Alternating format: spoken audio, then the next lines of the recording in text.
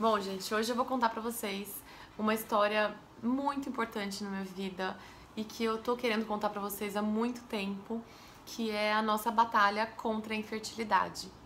Eu demorei muito pra fazer esse vídeo. Quem me segue no Instagram, quem me segue nas outras redes sociais sabe que a gente enfrentou uma batalha contra a infertilidade, eu e meu marido, mas não sabe de detalhes, né? Eu nunca falei detalhes, qual é o nosso problema, como foi essa batalha, o que aconteceu, porque a gente esperou um momento que a gente estivesse confortável pra falar sobre isso. E principalmente por ser um assunto que não envolve só a mim, entendeu? Envolve meu marido, envolve ele também tá confortável pra falar sobre esse assunto. Então, eu vou contar pra vocês nesse vídeo. Assim, a história é muito longa, tem muitas coisas que aconteceram, muitas coisas que eu preciso contar pra vocês. Então eu vou dividir em vídeos, né? E o vídeo de hoje eu vou contar pra vocês o começo da história e a descoberta do nosso problema. E qual que é esse problema. Então a gente pensou muito antes de fazer esse vídeo, por ser um negócio tão íntimo nosso, né? Mas ao mesmo tempo a gente chegou à conclusão de que seria importante a gente fazer esse vídeo. Seria importante passar a informação, passar o que aconteceu com a gente, porque isso pode encorajar muita gente, pode desmistificar as coisas, entendeu? Porque tem muita informação errada relacionada à infertilidade e tudo. E eu acho que a gente pode encorajar as pessoas que estão passando por coisa parecida, entendeu? Então a gente decidiu que seria bom contar pra vocês o que aconteceu. Então eu vou começar do começo. Tudo começou em 2010, a gente estava casada há 6 meses já, e a gente decidiu que a gente queria engravidar, que a gente queria aumentar a nossa família, ter nossos filhos. Nessa altura do campeonato, a gente morava em Hong Kong, do outro lado do mundo, longe da família, mas a gente desejava muito ter filhos. Eu, desde que eu me entendo por gente, meu sonho era ficar grávida, ver a barriga crescer, ter muitos filhos. E o meu marido também tem esse instinto paterno, assim, muito forte. E a gente tinha esse sonho há muito tempo, e quando a gente estava casada há 6 meses, a gente decidiu que era o momento. Então, a primeira coisa que eu fiz foi marcar uma consulta no ginecologista para ver se estava tudo bem, e pra começar as tentativas. E eu sempre tive na minha cabeça que eu ia engravidar muito rápido, que assim, eu ia tentar e ia dar certo. E aí eu fui no médico, marquei o ginecologista, né? E aí ele fez os exames de rotina, fez ultrassom pra ver se tava tudo bem e tal. Eu falei que eu queria engravidar, né? E aí tava tudo bem. Ele falou pra mim, nossa, tá tudo ótimo, o útero tá lindo, inclusive você tá pra ovular, né? Tá muito próxima da ovulação, então isso é um bom sinal, né? É sinal que as coisas estão funcionando direitinho. Então fica tranquila que mais cedo ou mais tarde você vai engravidar, e às vezes muito antes do que você imagina. Fica tranquila. E aí a única coisa que ele fez foi prescrever o ácido fólico, né, pra eu tomar. E só. Aí eu fui pra casa, ele falou, olha, vai treinar, vai dar tudo certo, fica tranquila. E aí, se por acaso em 6 meses vocês não engravidarem, você volta, que aí a gente pede exame pro seu marido pra ver se tá tudo bem, ou exames complementares pra você, mas fica tranquila, vai dar tudo certo, né? Ele falou que até 1 ano é normal pra engravidar, mas como eu tava ansiosa, ele falou, se não der certo em 6 meses, volta aqui pra gente ver se tá tudo certo. Aí eu fui pra casa feliz, né? Tava tudo bem, vai dar tudo certo, animada.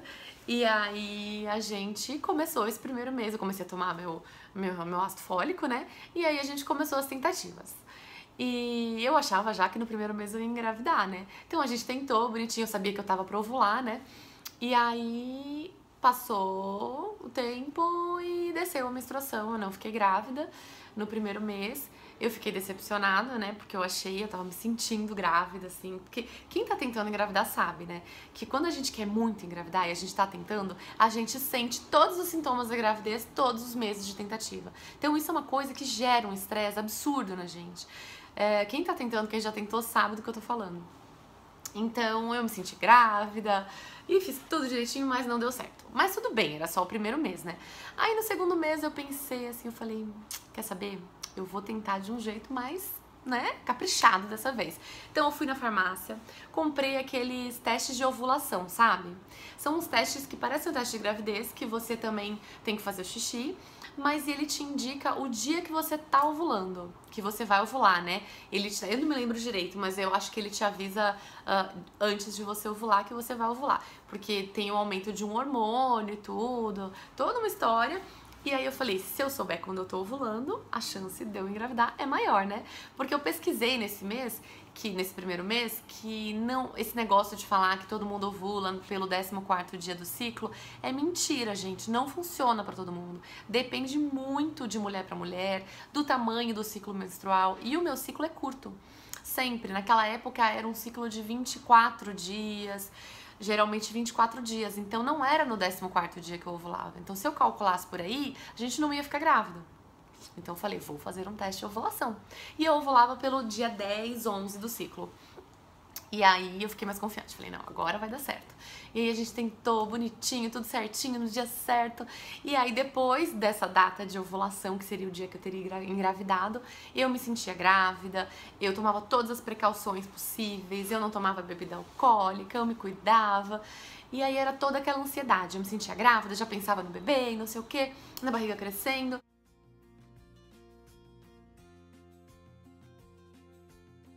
E aí fiquei menstruada de novo. Aí eu fiquei chateada de novo, mas eu falei, não, mês que vem vai dar certo. Mas aí eu combinei com meu marido o seguinte, eu falei, ó, se a gente não engravidar em 3 meses, mais um mês, aí você faz um espermograma, que é um exame super simples, que o homem só tem que ejacular no laboratório, né? O homem vai lá, produz o ejaculado, o sêmen, tudo, e eles olham no microscópio. E aí eles olham, fazem a contagem dos espermatozoides, a qualidade, velocidade, analisam tudo e não dói nada, é super rápido pro homem. E aí a gente descartaria qualquer problema do lado dele.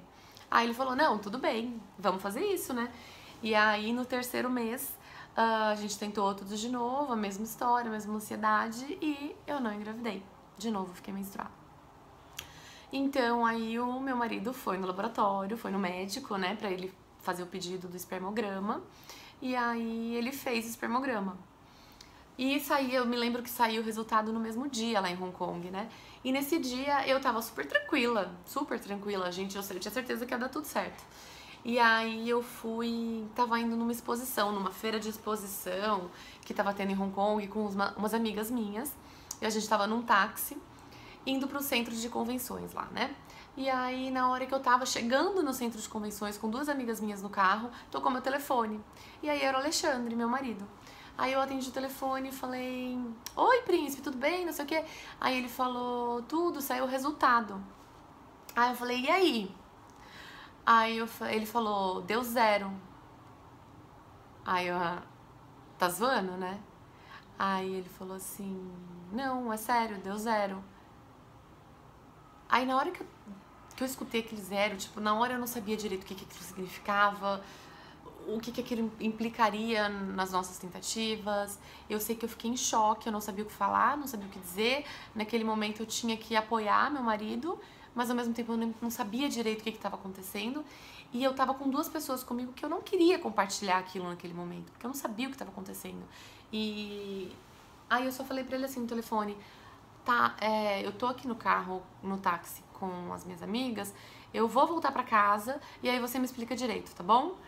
Aí ele falou, tá bom. Aí eu peguei, desliguei o telefone, falei pras minhas amigas, ó, eu vou ter que voltar pra casa porque o Alexandre marcou com o técnico da TV a cabo e ele disse que eu tenho que ir agora pra casa porque ele tá chegando, que ele não quer deixar de assistir o jogo dele. Inventei uma história qualquer, porque eu não queria compartilhar aquele momento. Aí elas ficaram meio assim, tipo, não, tá bom, volta, né? Aí elas desceram do táxi e eu no mesmo táxi voltei pra casa. Esse caminho do táxi eu fiquei, tipo, em choque. Eu não sabia o que estava acontecendo, eu não sabia o que pensar, não sabia o que falar pro meu marido, eu não sabia nada.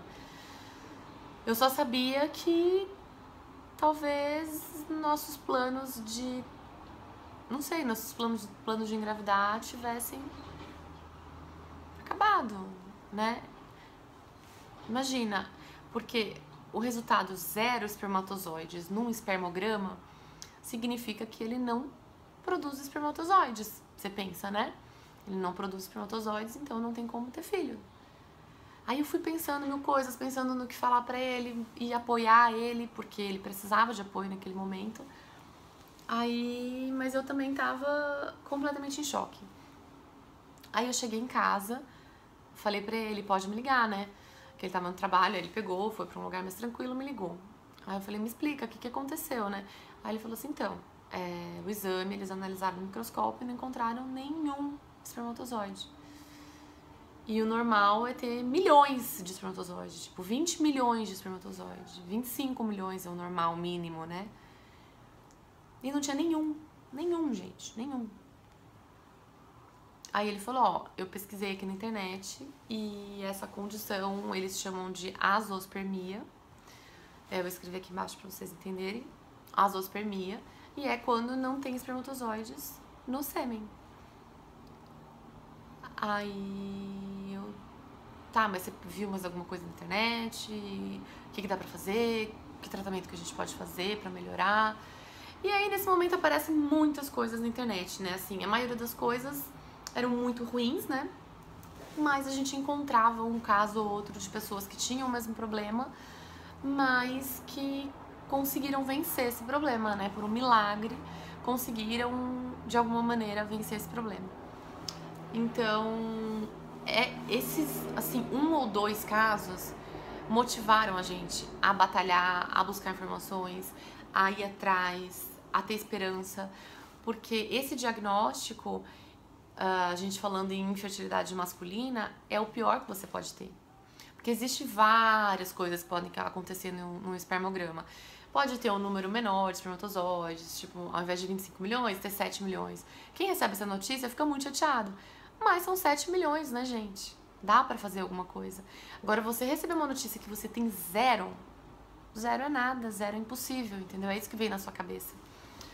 E aí, encontrar alguns casos de pessoas que conseguiram um caminho foi o que motivou a gente a não desistir, a não se desesperar, e a gente se agarrou naquilo. Aí a gente marcou um urologista pro meu marido ir, isso em Hong Kong. E aí lá eles não são muito, assim, especialistas nesse caso de infertilidade masculina. Pra falar a verdade, os países que têm mais conhecimento nessa área são Estados Unidos e Brasil. E a gente tava em Hong Kong. Mas a gente foi atrás do que tinha lá, né? Então a gente foi no urologista e aí ele disse que meu marido teria que fazer uma biópsia pra ver se tinha algum espermatozoide no tecido do testículo, pra ver se dentro do testículo tinha algum espermatozoide que a gente pudesse usar pra fazer um tratamento. Engravidar naturalmente, no nosso caso, seria impossível, não tem como. Mas a gente precisava de uma esperança de conseguir por tratamento, porque até então a gente também não conseguiria por tratamento. Então ele teria que fazer essa biópsia, que nada mais é do que tirar um pedaço do testículo, fazer uma cirurgia, tirar um pedaço do testículo, é uma cirurgia super dolorida e é uma cirurgia investigativa, né? Então, meu marido teria que ser corajoso, teria que querer muito ser pai, né? E graças a Deus ele sempre quis muito ser pai, ele sempre esteve no barco, a gente sempre esteve junto nisso. Então, eu apoiando ele, ele me apoiando e a gente sempre foi atrás de todas as alternativas que eram dadas pra gente. E a gente se agarrava nelas com a força que a gente tinha. Então a gente falou com o urologista, marcou a biópsia e aí a gente queria o quanto antes porque a gente queria resolver tudo isso muito logo, né? E aí o médico disse, olha, se a gente encontrar algum espermatozoide no testículo, dentro do testículo, a gente congela. No próximo mês a gente faz a preparação da Dani pro tratamento, né, da fertilização in vitro, que tem que fazer parte da mulher, né, das injeções, de preparar, de retirar os óvulos e tudo. Aí no outro mês a gente faz a preparação da Dani pra fazer a fertilização in vitro. Então, se a gente encontrar, vai dar tudo certo. Ele fez o exame de sangue, que também eles pedem o exame de sangue pra ver as taxas hormonais e tudo, e o exame de sangue dele deu muito favorável. Deu tudo certinho, testosterona, todos os exames, os hormônios que tinham que dar certo, dele deu tudo certo. Então isso era um fator ao nosso favor, que o médico falou. Então, com esses exames, a gente pode encontrar algum espermatozoide lá dentro. Não é certeza, não vou garantir pra vocês, mas tem chance. Então, dos exames de sangue, o dele é o mais favorável, dentre os casos de azospermia. Então isso deu uma injeção de ânimo pra gente. A gente ficou super animado, eu já fiquei contando quando que eu ia engravidar, quando que eu ia ter o bebê. E aí, já contando que no próximo mês eu já ia fazer preparação pra fertilização e tudo. E aí meu marido foi pra cirurgia. E aí, da biópsia era muito rápido, né? Não me lembro, 1 hora talvez. Aí o médico saiu da sala de cirurgia, meu marido tava lá dentro, ainda era uma anestesia geral que eles davam lá em Hong Kong. Aí o médico saiu com uma cara meio assim, aí eu falei, e aí, doutor, acharam? Aí ele falou assim, não, tinha 0, não tinha nenhum espermatozoide. Aí na hora que eu recebi essa notícia, eu fiquei de novo, tipo, de novo. Quando a gente se anima, quando a gente acha que tudo dá certo, de novo, mais um balde de água fria, sabe? Uma coisa de novo. Eu lembro que eu falava pra minha irmã, tipo, todas as vezes que a gente se anima, vem uma notícia nova errada. Pior que a outra. E aí, quando a gente se animou, achou que ia dar tudo certo, que iam achar o espermatozoide lá dentro e que a gente ia fazer o tratamento no outro mês e tudo. Aí o médico sai com essa notícia. E ele foi super frio, ele falou, não achou nada. Aí eu fiquei, tipo, meu olho encheu de lágrima, eu não sabia o que fazer. Eu sabia que eu tinha que encorajar meu marido, porque ele ia acordar da anestesia, ele ia ter essa notícia e ele ia ficar mal. Que a gente sempre acaba se culpando quando é um problema relacionado a gente, né? Então eu nunca encarei isso como um problema dele. Eu sempre encarei isso como um problema nosso. E que a gente ia batalhar juntos, entendeu? E eu me lembro que quando ele voltou da sala de cirurgia, ele tava muito mal, ele tava muito chateado. E aí ele tava chorando, aí ele olhou pra mim e falou, você não precisa ficar comigo, você pode ir procurar outra pessoa, porque eu sei que é o seu sonho, tentar engravidar. Então você pode procurar outra pessoa, mas só que eu falei, nunca, eu nunca vou sair do seu lado, porque você é o amor da minha vida, então eu nunca vou desistir de você. A gente vai lutar juntos até o fim. E aí eu falei, fica tranquilo, a gente tá junto, vai dar tudo certo, isso aqui é a primeira batalha que a gente perdeu, mas a gente não perdeu a guerra, vai dar tudo certo. Então eu abracei ele, eu falei, a gente tá junto. Esse problema é um problema nosso, não é um problema seu. Fica tranquilo, a gente vai conseguir. E aí a gente... Foi difícil, a gente ficou muito chateado. A gente falou com o médico, tipo, e agora, né? O que a gente vai fazer? Não sei o quê. E aí ele falou assim, ó, vamos fazer outros exames. A gente detectou aqui que tem um pouco de varicocele no meu marido. O que é varicocele, gente? Varicocele são algumas veias, como se fossem varizes, que tem em volta dos testículos. E isso daí prejudica o fluxo, aumenta a temperatura, e isso pode prejudicar a produção dos espermatozoides. Então ele falou, vamos fazer uma cirurgia de varicocele para aumentar a chance de você produzir os espermatozoides. E meu marido sempre tava pronto, assim, sabe? Pra fazer o que tivesse que fazer. Ele falou, vamos fazer. Se é isso que tem pra gente fazer, é isso que a gente vai fazer. E aí, ele fez mais uma cirurgia, que foi pra tirar a varicocele, e essa cirurgia demoraria 6 meses pra poder fazer algum efeito. Então, a gente aí deu um tempo, tipo, tá bom, vamos pesquisar alguma vitamina que você pode tomar e não sei o quê. A gente viu que nos Estados Unidos tinha um outro tratamento com remédios, mas a gente não podia fazer, porque não tinha como comprar lá de Hong Kong, então não tinha o que a gente fazer. O que a gente tinha que fazer era ver outras coisas alternativas pra fazer, por exemplo, ele parou de tomar refrigerante, parou de tomar bebida alcoólica, uma vida mais saudável, pra tudo favorecer a produção dos espermatozoides, pra gente ter alguma esperança. E a gente aproveitou pra viajar bastante nesses 6 meses, pra aproveitar, pra espairecer, pra ver se ia dar algum resultado depois desses 6 meses.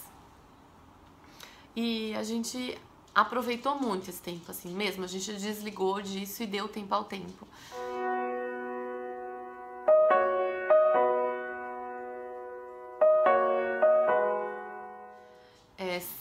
Obviamente que no íntimo me machucava eu não poder engravidar, que era o que eu mais queria. Então todas as vezes que eu via uma mulher grávida, eu ficava chateada, que eu escutava uma história de uma mulher que engravidou sem querer e que reclamava, isso me machucava muito.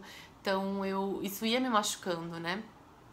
Mas a gente tentou aproveitar nosso casamento, aproveitar nossa vida E foi um ano que a gente viajou muito, assim, sabe? Lá na Ásia. E foi um ano incrível que, pra gente, apesar de todas as dificuldades, a gente conseguiu viver coisas legais, né? E aí, depois desses 6 meses, ele fez um novo exame pra ver se aparecia algum espermatozoide no espermograma.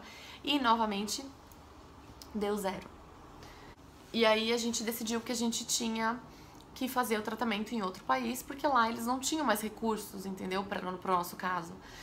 Na biópsia, a gente pegou a biópsia depois e estava escrito assim, que foram encontrados poucos espermatozoides. Mas como assim? Foram encontrados poucos espermatozoides e o médico disse que não foram encontrados nenhum. Não foi encontrado nenhum. Então ficou esse conflito. Ele dizia que não tinha nada, mas no laudo do cara do microscópio diz que tinham poucos espermatozoides. Então a gente ficou nesse dilema, entendeu? Ele dizia que não, que aquilo lá era uma forma de escrever e não sei o quê. E a gente ficou com aquela esperança no fundo. Então meu marido continuou tomando vitamina, fazendo tudo que tinha que fazer. E aí depois de um tempo, que eu não me lembro exatamente, eu vou escrever aqui embaixo pra vocês que eu vou ver com meu marido certinho quanto tempo foi, a gente se mudou pra Londres. Ele foi transferido no trabalho pra Londres e a gente foi atrás de outro médico. Um médico super especialista em homem, urologista, em fertilidade masculina. E aí esse médico foi incrível. Ele deu um tratamento pra ele com um remédio. E esse remédio fez em 3 meses aparecerem 7 espermatozoides no espermograma. E o médico disse que com esses espermatozoides era possível a gente engravidar e fazer o tratamento.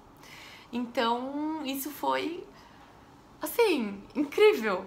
Porque pra gente, que nunca tinha nada, foi super desacreditado lá em Hong Kong, de repente, ter 7 espermatozoides era um sonho.